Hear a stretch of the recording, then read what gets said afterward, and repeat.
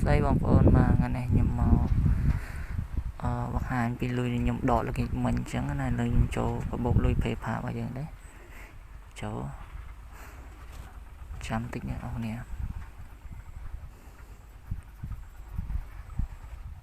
អធិស្ឋានអ្នកនរនេះក៏នៅវារៀងលឺខ្យល់សូមអធិស្ឋានអ្នកនរគ្នាឥ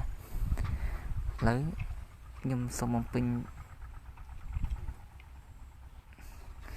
Gmail របស់ខ្ញុំតិច password អញ្ចឹងណាដាក់ password PayPal របស់ខ្ញុំអញ្ចឹង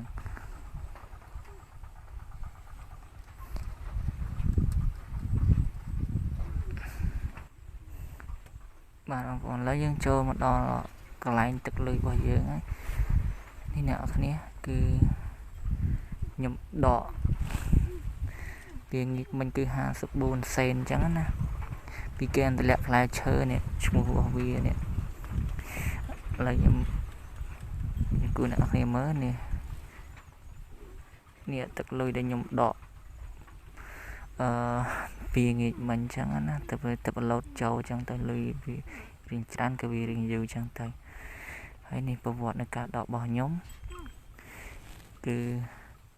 អ្នកគ្នាអាចមើលបានអញ្ចឹងណាស្ថិតប្រវត្តិនៃការដករបស់ខ្ញុំហើយចាំតិចអ្នកគ្នាជាស្រ័យអ្នកគ្នា